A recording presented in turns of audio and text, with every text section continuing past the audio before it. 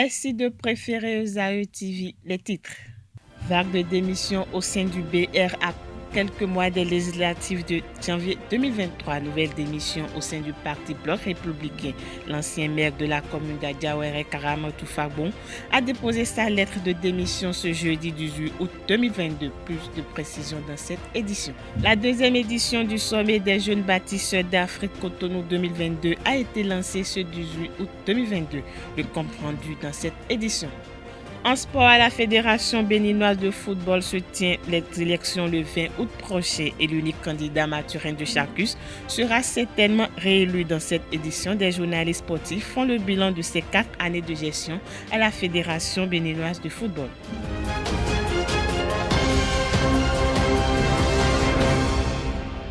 À nouveau, bonsoir. Les députés membres de la Commission des finances de l'Assemblée nationale du Bénin et des cadres de l'administration parlementaire suivent depuis ce mercredi 17 août 2022 à l'hôtel Amazon de Boycon un atelier de renforcement de capacité sur le thème « Conception du processus d'exploitation des rapports trimestriels d'exécution des lois de finances ». Le dit atelier vise, selon Bienvenue Yahi, directeur de l'UNARCEB, a renforcé les capacités des membres de la Commission des finances et des échanges en matière d'analyse et d'examen des rapports sur l'exécution du budget et l'application de la loi des finances. Précisons que cet atelier est organisé par l'unité d'analyse, de contrôle et d'évaluation du budget de l'État, UNARCEB, avec l'appui du Programme des Nations Unies pour le développement à travers le projet d'appui à l'amélioration de l'accès à la justice et la reddition des comptes au Bénin. Fondu dans le bloc républicain BR du ministre d'État Abdoulaye Bior Tcharney en octobre 2021, l'Union démocratique pour un Bénin nouveau UDBN de l'ancien député Claudine Prudencio se retire. L'UDBN a déposé sa demande de retrait au BR ce mercredi 17 août par les soins de Maître Cyril Dikou, président délégué de l'Union et d'un huissier de justice. Quelques citoyens de la ville de Cotonou se sont prononcés sur son départ. Ils sont au micro de Anaël Dou. C'est la preuve qu'ils sont en position de faiblesse à la veille des élections où, au moment où d'autres se fusionnent, il y a d'autres qui quittent encore le BR pour d'autres partis. Pour quel atterrissage? Il y a des soirs, il y a autant tendance de nous commencer à jouer. Il y a même un bureau de et nous bloquons d'aide pour y agrandir. Cette action-là m'énerve parce qu'on ne veut plus les vendeurs politiques, ceux qui vendent des partis pour des raisons personnelles inavouées là. Moi, je n'en ai plus besoin. Il faut avoir une conviction quand on est dans un parti. C'est la preuve qu'ils sont en position de faiblesse à la veille des élections où, au moment où d'autres se fusionnent, il y a d'autres qui quittent encore le BR pour d'autres partis. Pour quel atterrissage? Nous ne savons pas d'abord. Mais s'il va encore dans la mouvance, alors ça, selon moi, ce n'est pas du tout bon. La rupture de l'UDBN avec le BR, c'est salutaire. Pourquoi? Vu le BR plus positionné dans le septentrion. Et nous parlons des élections législatives. L'UDBN, vu sa fusion, n'aura pas sa place dans le septentrion. Pas du tout. Si c'est pour les élections législatives, même communales, l'UDBN n'a rien à avoir comme suite dans le nord, dans ce là. C'est ici. Mais, vu l'exigence que prône le gouvernement de la rupture du nouveau départ, il faut que les partis trouvent 10%. Ce qui ne peut pas être possible parce que même des plus grands partis de ce pays n'ont pas pu trouver les 10%. C'est-à-dire, parlons du PRD, ils n'ont pas trouvé. Ce n'est pas l'UDBN qui va en trouver. Mais l'UDBN est obligé de se rallier. Mais se rallier au BS, qui serait candidat, l'UDBN serait positionné au nord, sur la NEM. Même si c'est ici, est-ce qu'il serait le tête de liste pour le BR? Pas du tout. Ça ne m'étonne pas parce que vous savez que les élections législatives, les prochaines élections législatives sont prévues pour le mois de janvier. Et chacun cherche là où ça le sied. Tant que Rakoko a une coalition Hamedio Bobio, BR Romain, Bamilo, Bamilo, Bamilo, élection. Bon, quand on a dans ton BR Romain, il y a mon que parce que nous avons deux et de là. Donc nous bientôt nous tout ouais. Bamito nous on bedro. bah bio mais dio mais bon maintenant nous comme élection tu as calé à donner gauche mais parce que BR et blo coalition ha UP ou tout non ni non fi de yo ndé ba de na mo mi me do ko le we ba mi no ko boto e gbe dio mi calé lo jajaja blo e do monto na pele na komi de mi oblo mi to mi blo ni no mo i ma no mo me do touche de la ni ko mi bo jami ko dio dio mi de sule a do ta so mi de le we dio me ko do touche bo ja we le o ne de na blogon mi no ko ba mi do do awa ba mi na no ko mi élection ba mi do roboto tion et do mo hun élection nous non déjà les artis déjà 2023 donc des PR de bloc coalition ha UP dion on PR de rien dans les blocs déjà dans les gosi UP gon ya non mi non ko bo wazobo mais do touche le na do mi ko e so vivi ah. Si l'UDBN quitte le BR, ils ont leur raison. Ils savent que leur parti là, c'est au sud. Ils n'ont personne au nord, non. Or, c'est une élection zonale, une élection régionale. Parce qu'il faut avoir un certain nombre de points avant d'être élu à l'Assemblée nationale. Donc, il est obligé d'aller se rejoindre à l'UP pour avoir un peu de points au sud ici. Sinon, qu'est-ce qu'il va trouver UDBN? Ceux qui font les allers-retours là, ils ont déjà l'habitude du transhumance. C'est des transhumants. Ils sont là-bas hier, aujourd'hui ils sont ici, demain ils seront encore là-bas, c'est tout ça. Que le ministre de l'Intérieur vienne, que le ministre en charge des partis politiques vienne expliquer que voilà, ceux qui sont en train de démissionner, de quitter, n'ont qu'à croire que les partis sont effondrés. Maintenant, s'ils vont se rallier à d'autres partis et se reformer notre parti, que les tests démontrent immédiatement que les partis sont effondrés, n'existent plus, mais ils sont déjà devenus sur la telle partie aujourd'hui. L'ex-maire de la commune d'Adjawere, Karamotou Fagbo, n'est plus membre du bloc républicain. Elle a démissionné du parti ce jeudi 18 août 2022. Elle a fait savoir à travers une lettre de démission et un message d'accompagnement adressé à ses sympathisants. Je parle d'autres horizons politiques parce que chaque homme politique qui se retrouve immobilisé est libre de réorienter son engagement afin d'assumer pleinement son destin, a-t-elle laissé entendre. À la faveur d'un atelier de formation tenu à la Bourse du Travail le mardi 16 août 2022 dernier, les délégués de certains syndicats de base composant la COSI Bénin et la CGTB ont reçu des prérequis sur les normes nationales et internationales qui régissent le secteur des bois et bâtiments. Au cours de cette formation qui a connu la présence de plusieurs syndicats de base exerçant dans le même secteur, le communicateur Dr David Afoydou a rappelé à l'assistance le comportement à adopter vis-à-vis des employeurs pour une bonne ambiance bon enfant entre eux et leurs employés. Pascal Kossoudo-Souvi, président du conseil d'administration des jeunes bâtisseurs d'Afrique, en collaboration avec l'ONG Secours Philanthropique, ont procédé au lancement de la deuxième édition du sommet des jeunes bâtisseurs d'Afrique Cotonou 2022. La cérémonie d'ouverture s'est tenue à la salle bleue du Palais des Congrès de Cotonou ce jeudi 18 août 2022. Suivez le compte de la cérémonie avec Francis Fahami et Quentin Amoussou. L'Afrique d'abord, l'Afrique toujours.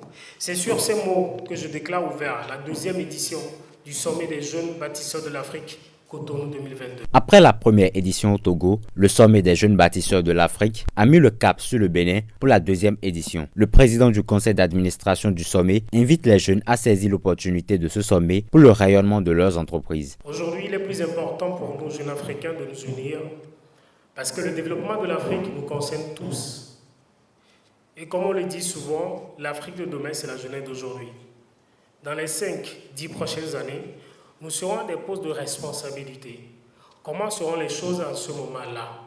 C'est à cette question que nous voulons répondre aujourd'hui en initiant un sommet des jeunes bâtisseurs de l'Afrique. Il n'est pas facile de devenir entrepreneur dans nos pays africains et de réussir seul.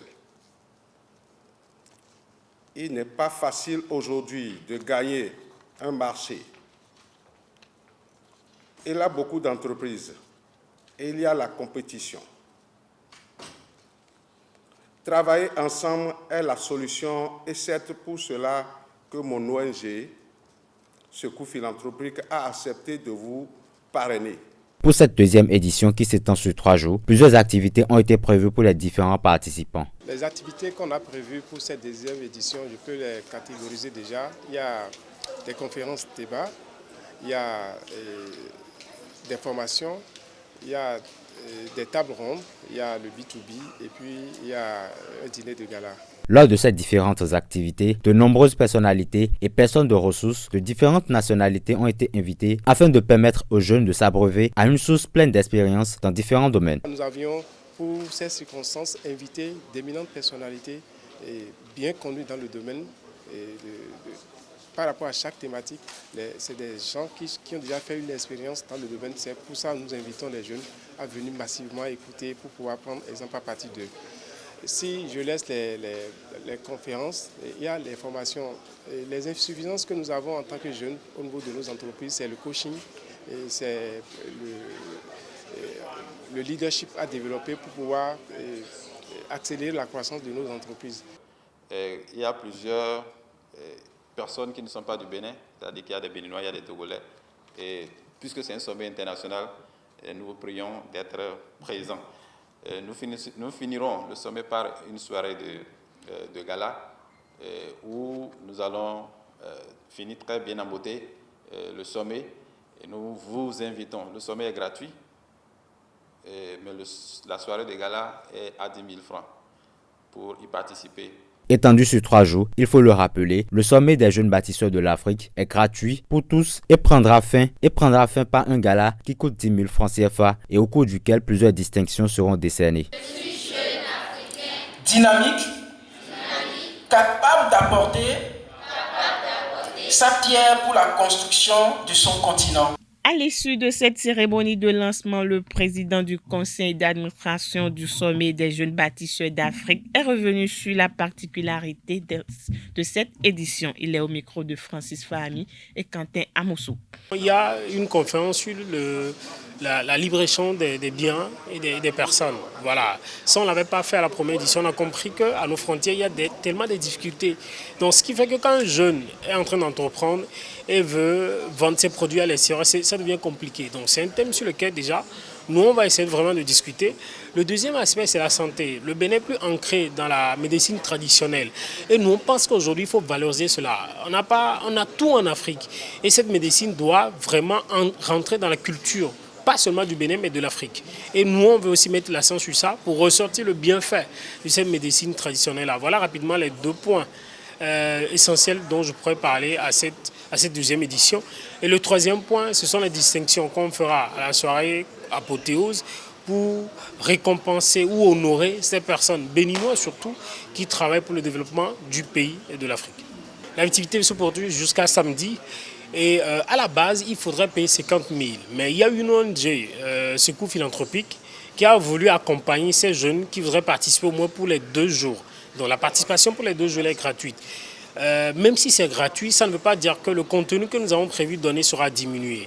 Moi, je vais même supplier, si possible, à genoux, tous ces jeunes-là qui veulent réussir, qui veulent participer d'une manière ou d'une autre à la construction d'abord de leur vie, de leur business, de leurs associations, de leur société, à la participation à construire leur pays et ce continent, de ne même pas hésiter à participer à ce sommet. Ce sommet, c'est une opportunité, c'est une occasion unique de rencontrer d'autres jeunes qui font la même chose ou qui font mieux par rapport à ce que tu fais, avec qui tu peux échanger, avec qui tu peux travailler, avec qui tu peux faire d'autres choses qui peuvent te permettre d'évoluer. Donc, tout jeune qui a envie de réussir, qui a envie d'émerger, doit participer à ce sommet. Il n'y a pas d'excuses à donner. Joseph Vignon-Fodo, parrain de l'événement, a évoqué les raisons qui l'ont poussé à soutenir ce sommet. Il est toujours au micro de nos reporters. Quand on se dit l'Afrique de demain, c'est pour pouvoir faire beaucoup de choses. Quand on se dit l'Afrique de demain, c'est que pour qu'on soit sur l'évolution de notre pays et d'autres pays africains. Parce qu'on a fait le Niger, on a fait le Burkina, et on a vu les pays voisins comment ils se donnent. Pourquoi pas le Bénin? Donc c'est tout ça là qui m'a motivé, que j'ai dit je vais investir pour la jeunesse, surtout pour mon pays, le Bénin. Et je remercie beaucoup les autorités à divers niveaux. Aujourd'hui, c'est le commencement du sommet. Le demain, on serait à Fiteb. Et après-demain, on serait à la salle de la Direction générale des impôts. Donc, c'est pour 3 jours. Donc, il y aura des jeunes qui sont en train de nous faire des signes Et quand on va finir cette sommée, on a un programme dans les 77 communes. On se prépare déjà pour les 77 communes que les CA et les maires et les CV, chefs d'arrondissement, les délégués vont nous accompagner pour pouvoir activer au moins les jeunes qui sont proches d'eux. Parce que quand tu es CV, tu es le délégué, tu sauras qui est qui sont avec vous, qui ne fait rien, qui a des diplômes, qui ont leur diplôme, qui ont leur bac à la maison, qui ne font rien. Donc, ils vont travailler avec nous. C'est un travail à faire ensemble. Parlons toujours de la célébration de la fête de l'IAM. Dans cette édition, le peuple béninois a célébré le 15 août dernier la fête de l'IAM, une fête née à Savalou. La cité des Maris, siège des festivités. Différents types d'IAM sont consommés par les profanes ce jour. Pour en savoir plus sur les IAM appropriés, Marie Généreuse Atagbe et Achille Rouenou ont investi la maison d'une collectivité à Savalou à la veille du 15 août. Il s'agit de la famille Zanouvi du quartier Bégamé. Voici leur récit. Chez les Maris, la sortie de la nouvelle IAM marque une nouvelle année. Le 15 août, c'est la date choisie pour marquer cette célébration. La famille Zanouvi nous expose l'origine de cette fête. Ça a commencé depuis la création de l'église de Savalou, l'église de l'Immaculée Conception. C'est à cette occasion-là que tous les Savalois s'étaient réunis. On a inauguré l'église, il y avait du monde. Et à partir de là, chaque année, la tendance a continué, quoi. Chaque année, on se retrouve à la 15 août pour célébrer, pour se revoir, pour manifester notre joie. Mais c'est à partir de l'inauguration de l'église que la fête a commencé. TV Sinhuyo, mais à d'autres temps, Tinukun Sinhuyo, Tinukun de Tekaï, TV et nos dos, ben son tenet no ton, huiton, les segments dans les églises Savalouton, mais relais, beglile, boca, hokan, kaka, à ça, et obéo, et ouais, et yanouan, et non play, bon, mais le proponon. Du TV do huiton we me do fa wa ya me do no na du fa be na wa je da kolopo enio e ka kon ka e ka la akple bo ya je o me mi no voka e wa go do hui da kolopo sa ba lo be ndu bo e ka le comme église sa ba ton e ka le zero tero asan ni ogbe o e le so be po asan ni opo be e go do hui da ho be ndu nu dodo e ko yin ba hosu dodo le ko so into bo hwe ni odion mi do dion ni ndo mi ma do adingbantia centième on die dugbe mi chai do be o me do Savalou komi ton de e blo mi sa ko fi ami sa ko pe vi clé on de o ami sa ko pe vi on de na do 100 ans. Originaire de Savalou, épicentre de la fête, Séraphin Zanouvi nous propose les différents types d'IAM bons pour la consommation en cette période. La période de la 15 août, c'est le labako qui est l'IAM qui mûrit le plus vite. Et lorsqu'on pile, ça donne une bonne qualité d'IAM pilé. C'est-à-dire c'est élastique, c'est tendre et puis facile à manger. Maintenant, juste après aussi le laboko, nous avons le canne.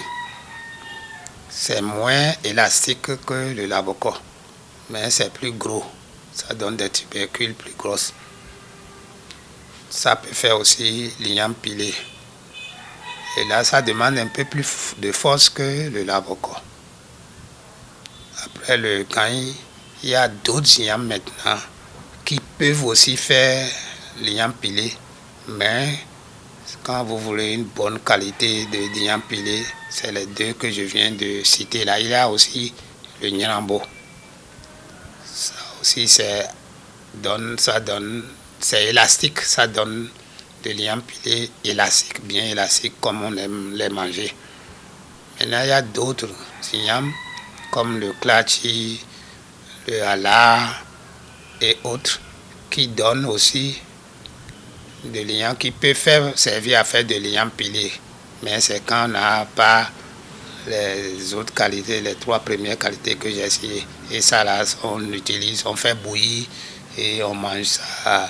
On peut frire aussi et manger. Pour Angèle Zanouvi, fille de Savalou, l'igname permet de faire des rituels chez les maris.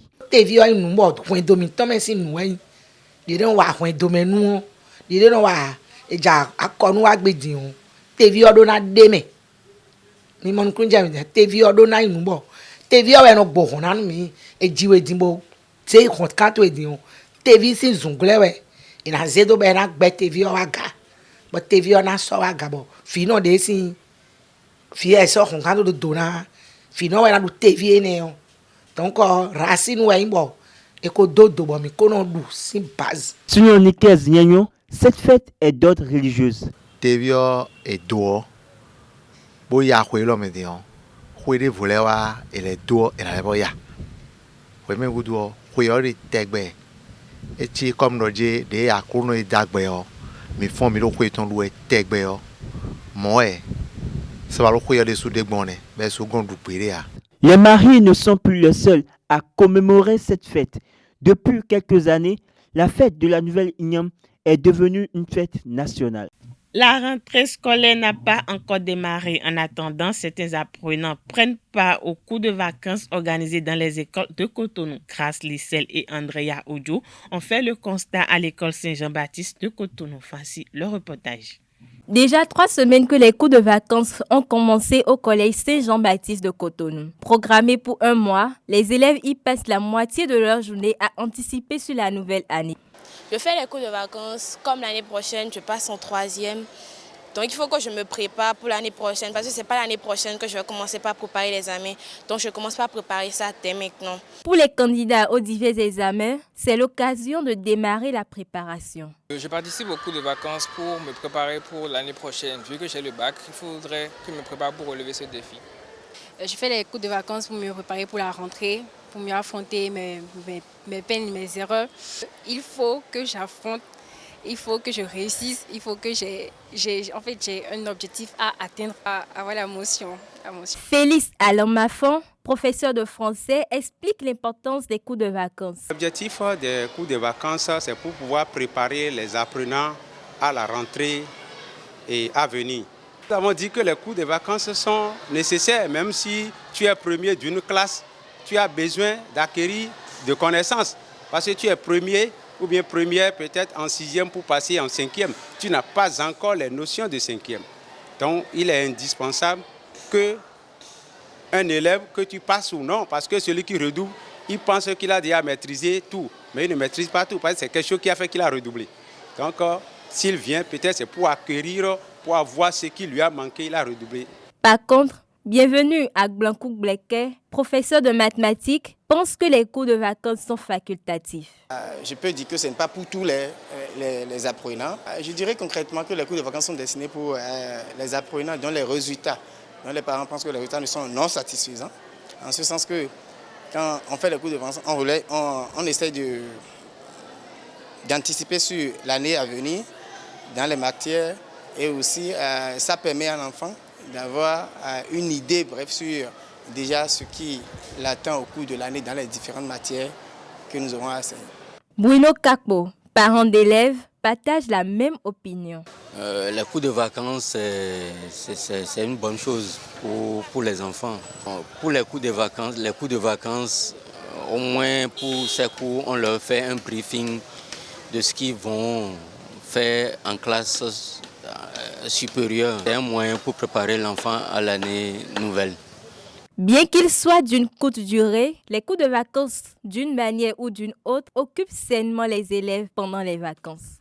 Parlons sport dans cette édition parrainée par plusieurs grands noms du football béninois. Mathurin de Chacus est en route pour briguer un 2e mandat à la tête de la Fédération béninoise de football. Candidat à sa propre succession sur l'unique liste, allons plus loin, il sera réélu sauf cataclysme le samedi 20 août prochain au siège de la Fédération à Porte-Novo. Quelques journalistes sportifs font le bilan de ces 4 dernières années et évoquent les perspectives pour la suite de son mandat. Au micro de Colomb Oussou.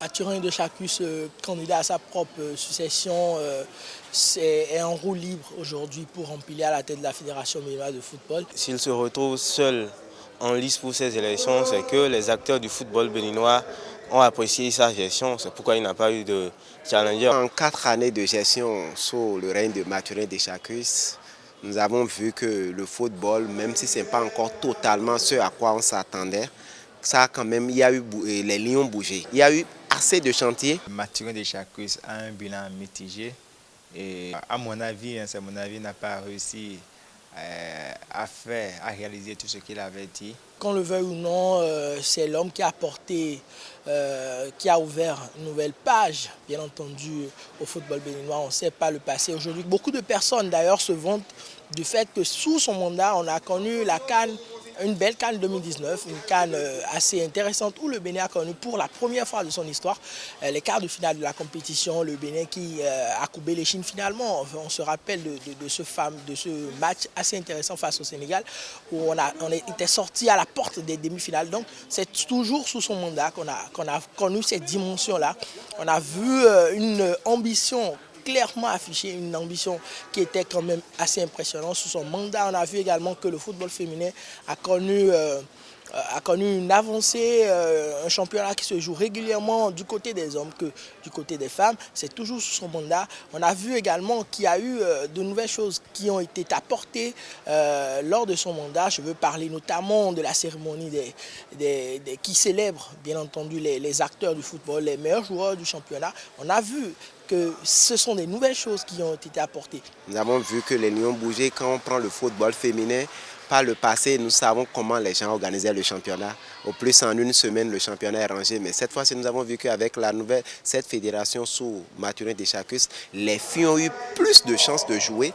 Les filles ont eu plus de chances d'aller sur le continent pour aller jouer aux éliminatoires. C'est déjà bien parce que là, on n'a pas priorisé seulement les hommes.